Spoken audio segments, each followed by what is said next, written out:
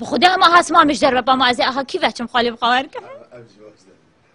ولی کی بچم نمو خیا نمو خدا نه خیر و برکت خدا به نزدیکی 100 میلیون باری لده همان دمدا ضرر و زیان جه تیراخوا دیگل خوا اینات جه انجام وی باران خورد یا کدمای 24 دم جمیرین بوری دا لزاخو باری نزدیکی 10 گرکان لزاخو توشی لحین آوا باران بون و ده انجام دا هجمارکا زور یا مالن ولاتیان جه آویداگیر کرنو پرانیا کلو پلنوان جه ضررگه های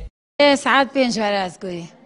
ساعت 5 بیکم تلفن هم که زمان هوا ما حتی به من راکر آفره مال حتی من یادی راکر آفر مال هم مهر حسو ما عیالی خلاص کردم چی کی الهوا روا هاتش والله ما خود اینا من صدا مقاد وقتی خود دا نوه مهین ده آبد خانه مچو خود یک نه نسحکی من دست اون آجی که نه نسحکی هم هیوی دار ما شارع و نادیا چکن وان مجاریا چه بکن هاری کاریا خلق بکن خود پری من مانو تشتی همه چون هم دمر بی آب چند بلند ببیت مال آب تدو تقریبا متر تشتی ها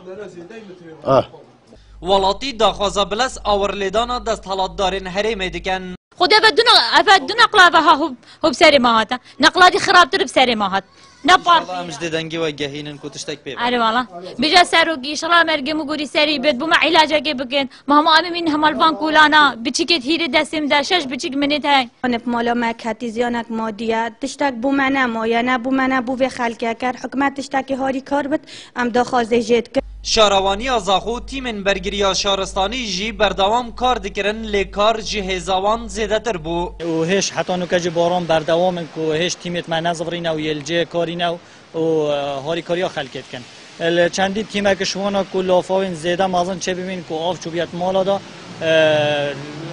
خلق مال جه کو قصد سربانی کردین تیمت مشیای نکوانا خلاص بکن اش ناف مال بین نداره کو جه کی قصد جه کی امناهی بکن و چندین سیاره جه کو خودان ماینه عاصد نافاوید اوج تیمت مشیای نوان جه کو بین نداره تنها لجنه کاتیه پیک اینان یا نه خود جاره نو که هیچ باران کو بردوامن کاده چه زیان گن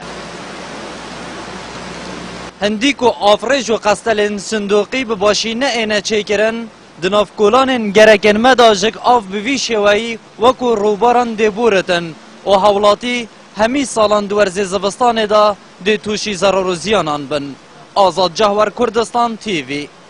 زاخو